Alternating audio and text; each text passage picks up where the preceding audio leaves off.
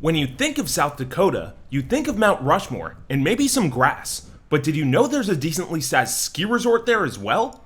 That's right. Not only is Terry Peak one of the most modern ski areas in what's technically still the Midwest, but it also sits on one of the most distinctive footprints found on a United States ski resort. But not much is commonly known about South Dakota skiing, so how does Terry Peak compare to ski areas further west in the Rockies, and is it worth a stop on a road trip out to Colorado? Well, in this video, we'll go through Terry Peak's overall mountain experience, and then we'll go through how the resort stacks up in our overall rankings. Let's jump right into it. When you first get to Terry Peak, one of the first things that stands out is the influence of mining in the area. The nearby town of Lead, which is ironically not pronounced like the mineral with which it shares its spelling, is home to the Homestake Mine, once the most profitable gold mine in US history. And even today, active open pit operations nearly surround the entire ski area. Parts of the mountain are marked as off limits, and for good reason. Straying past these signs could mean falling into a mine shaft or dropping off a cliff into a railroad cut. Some of these dangerous obstacles are even next to beginner runs, so it's important to stay alert no matter where you are on the mountain. While Terry Peak's vertical drop of just over 1,000 feet may not look that impressive to everyone, it's actually the tallest ski area between Colorado and New York. That vertical also comes with some altitude, as Terry Peak's base elevation of 5,900 feet is higher than even the summits of every North American ski mountain east of it. While technically speaking, Terry Peak is a Midwestern ski area given its location in South Dakota, it actually has much more in common with ski areas in neighboring Wyoming, with lighter snow, perennially windy weather, and genuine mountain views, or in other words, not just glorified hills. Terry Peak has a somewhat unorthodox terrain layout, as the main lodge is located at mid-mountain, and the longer lifts start below that main lodge. On the plus side, this means that if a line is long at any of the main lifts near the lodge, you can simply ski down to another chair. However, it's important to note that the cat track connecting these lifts can get quite flat in some sections. Almost all the lifts meet at the peak of the ski area just below the mountain's true summit, and guests will quickly see that this summit is home to some quite substantial communication towers. It is worth noting that the most isolated skiing pod, served by the core wharf lift, only runs on weekends. One other thing to note is that while Terry Peak's mountain layout is unique, the same can't always be said for its runs. With the exception of some trails that directly border the mines, neighboring trails feel relatively similar to one another and pretty indistinct in their own right, with only gradual changes as you make your way across the cone of the mountain. One place where Terry Peak stands out, especially given its isolation, is in its lift infrastructure. The hill is primarily served by 3 high-speed quads, with a fixed-grip triple and carpet lift holding down the bunny slopes. The main quad lifts provide quick access to the full vertical drop of the mountain, and they typically have short lift lines. That being said, the summit of the resort can get quite crowded since all the lifts end in that same area. Fortunately, there is enough space between the unloading zones, so you won't immediately run into other skiers and riders. Thanks in large part to the modern lift setup, crowds aren't typically a problem across most of Terry Peak. The one exception is the beginner area, which can see its fair share of lines. Terry Peak is the only public ski area for a few hours in every direction, so most people in western South Dakota will travel long distances to learn here. For non-first timers looking to avoid some of the lines at the learning area Stewart Triple, the nearby Surprise Quad technically serves a few beginner runs as well, though as we'll discuss in detail later, they are a significant step up in difficulty from the Stewart slope. When it comes to skiing in South Dakota, one of the things you might be wondering about is the snowfall. And while Terry Peak doesn't see the same snow as nearby Wyoming ski areas, its annual average of around 100 inches is above average in comparison with many Midwest ski areas to the east. This natural snowfall is also supplemented by snowmaking, which covers more than half the terrain and is getting an upgrade for the 2025-2026 ski season. In addition, Terry Peak is situated at a higher elevation than any ski area to its east in North America. This, along with the predominantly north-facing slopes, contributes to excellent snow retention. However, this higher elevation also means that strong winds are common. These conditions can blow snow off some of the wider runs, although they can create some nice powder stashes as well, and the resort is particularly susceptible to wind holds, especially with all of its main lifts topping out at the summit. If you arrive on a particularly gusty day, you might find the majority of the resort closed, and you may end up being disappointed. Terry Peak has a decent variety of terrain as far as Midwest resorts go, but in terms of beginner slopes, one could argue there's something to be desired. The resort has a handful of true beginner slopes, but they're mostly clustered around the base lodge. This bunny hill offers wide, gently sloped terrain which is great for learning, but they get old quickly otherwise.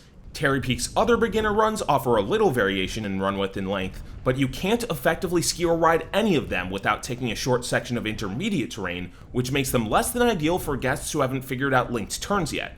Observant guests might note that some of Terry Peak's main mountain green runs can be entered without taking blues. However, there is a huge catch with these runs, as they all funnel to lifts where the easiest routes down from the top start with intermediate pitches, creating the same challenge. Speaking of intermediate terrain, Terry Peak becomes a much more accessible mountain once guests get to this level of proficiency. Blue-rated runs exist in every mountain pod, and while they generally take the form of wide groomers, there are often a few intermediate ungroomed slopes as well. One cool thing about Terry Peak is there are a few places for intermediates to duck into the trees, but it's important to heed any out of bounds or closed markers, as mining-related hazards can pop up in multiple mountain areas. For advanced skiers and riders, Terry Peak offers a varied set of runs, though it can't exactly compete with the number of advanced slopes found further west. Advanced runs range from wide, steep groomed runs to narrow moguls and tight trees. Most of the advanced runs are found off the Coosey Express lift, which spans the entire vertical, so while the runs aren't the longest in the country, they are the longest you'll find between the Rocky Mountains and Appalachia. When it comes specifically to expert terrain, there isn't a large quantity at Terry Peak, but there are a few runs that offer the quality to test the mettle of any skier or rider. The avalanche and blizzard runs, as well as the surrounding trees, are the most unique runs at the resort, offering quite steep pitches through narrow tree-defined trails, although there aren't any technical expert features like cliffs or rocks. These trails also go through some unique mining features, with the catwalk to access them passing by a railroad cut through the mountain and some fenced-off mine shafts. Technically speaking, there are a few other interesting mining features hidden in the trees, though you should be cautious skiing through this area as some of them aren't completely fenced off. When it comes to terrain parks, Terry Peak is decidedly non-Midwestern. That is to say, the resort has one terrain park featuring the typical rails, boxes, and jumps, but overall, the park doesn't really stand out in any notable way, and park rats probably won't find it worth it to drive all the way out here to visit it. But one place in which Terry Peak is decidedly Midwestern is in its on-mountain facilities, chiefly in that they are bare bones, but quite charming. The resort has two lodges, both at the respective base areas. The Stewart Lodge offers the typical base lodge experience you'd expect from a mid-sized regional mountain, with rentals, food service, and a bar. At the base of the Coosey Lift is the Nevada Gulch Lodge, which is a very down-to-earth and affordable bar that serves as a second base area. Additional parking and ticket sales are available here as well. The food prices at Terry Peak are some of the most affordable at any ski area across the country, and quality is on par with other ski areas, making it a standout part of the experience. Another standout part of the Terry Peak experience is that you probably won't get lost. Getting around Terry Peak is a breeze, with an intuitive mountain layout, direct lifts, and well-placed signage. The only part of the mountain that requires a lift to reach the nearest facilities is the core wharf pod, and lines in this area are non-existent. That being said, there are a few minor annoyances. A handful of runs require sidestepping or brief hiking to access, including the Ben-Hur Glades, Avalanche, and Blizzard. However, these are the most expert-oriented areas, so most typical visitors won't notice this. Thanks in large part to the extensive mining operations around Terry Peak, the views you'll find at the resort are some of the most unique on the continent. Open pit mines are in the foreground of any view, but looking past that reveals some spectacular natural sights, as beyond the Black Hills you can see across the Great Plains for miles to the north and east. To the south, the rocky peaks around Mount Rushmore are visible, although don't expect to see the presidential faces themselves, as those are unfortunately facing in the wrong direction. One standout peak that is visible is Bear Butte, which is on the edge of the plains and is a significant cultural site for the Lakota and Cheyenne nations. When it comes to getting to Terry Peak, the resort is a lot more remote than other typical ski resorts of its size. The mountain is located in the northern Black Hills, about an hour from Rapid City, South Dakota.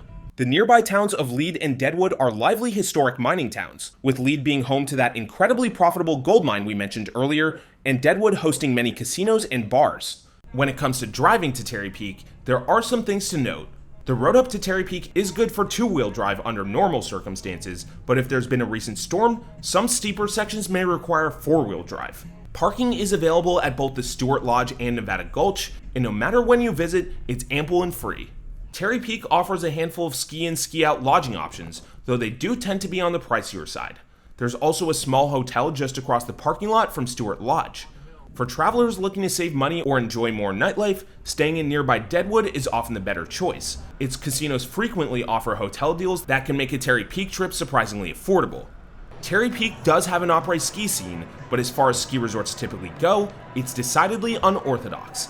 The nearby nightlife leans heavily towards gambling halls and Old West saloons rather than traditional ski bars. The nearby towns have a more blue-collar vibe than typical mountain destinations, which can be either a positive or negative, depending on what you're after. Deadwood is also home to a number of live music venues, with performances just about every night. So Terry Peak is really a mix of West and Midwest skiing in one ski area. Its snowmaking and smaller size are reminiscent of ski areas in Minnesota and Wisconsin, but its high elevation, mountain views, and high-speed lifts are somewhat similar to areas found in the Front Range of Colorado. While it's not up to the quality of the best in the West, Terry Peak is certainly good enough to be a bucket list stop if you're driving across the plains, looking for some Old West flavor in your ski vacation, or just want to say that you skied in South Dakota. Day tickets at Terry Peak are quite reasonable in comparison to many competing resorts, with adult tickets topping out at just $71 for the 2024-2025 season. Additionally, Terry Peak is a 2-day partner on the Indy Pass, making it a great stop for those traveling from the Midwest to the Rockies by car if they happen to have that pass. Now let's go through how Terry Peak stacks up in our overall rankings, which are determined by the following 10-category mountain score. Terry Peak sees a pretty average amount of snow for a North American ski resort, though the higher elevation means snow is generally lighter and drier than mountains further east, and the resort gets a 5 for snow. Terry Peak has a pretty robust snowmaking system, but off-piste slopes can be variable in opening and wind holds are common. A small portion of the resort is only open on weekends, and the resort gets a 5 for resiliency. Terry Peak claims a 450-acre footprint, but our measurements find that only 375 acres are skiable, getting the resort a 3 for size. Terry Peak has plenty of typical groomed slopes, but it lacks somewhat in more competitive off-piste slopes such as glades and moguls, and the resort gets a 4 for terrain diversity. While some of Terry Peak slopes offer precipitous pitches, they are a bit difficult to get to, and they only extend for a few hundred vertical feet, getting the resort a 5 for challenge. Terry Peak has one of the most modern lift setups east of the Rockies, with 3 high-speed quads covering essentially the whole resort except the bunny hill, and the resort gets an 8 for lifts. With the notable exception of the beginner area, crowds are hard to come by at Terry Peak, and the resort gets an 8 for crowd flow. Terry Peak has 2 base lodges with excellent food prices, though they are on the basic side and the Nevada base lodge is a bit constrained in the space it offers, and the resort gets a 4 for facilities. Terry Peak is pretty easy to get around overall, although a few catwalks and trails can be frustrating to skiers and riders, and the resort gets an 8 for navigation. And finally, mountain aesthetic. Terry Peak offers some of the most interesting views of surrounding gold mines you'll ever see from a ski slope, but not everyone will appreciate the open pit aesthetics. That said, beyond the mines, views of the Black Hills and the Great Plains are fantastic, and the resort gets a score of 4 in this category. These categories add up to an overall score of 53, placing Terry Peak second in the broader Midwest region. The resort also notably outscores the small ski Cooper in Colorado and comes close to that state's Monarch Mountain as well. Terry Peak offers a combination of fast lifts and limited crowds that's hard to come by elsewhere in the Midwest, let alone North America, with a simple footprint to boot too.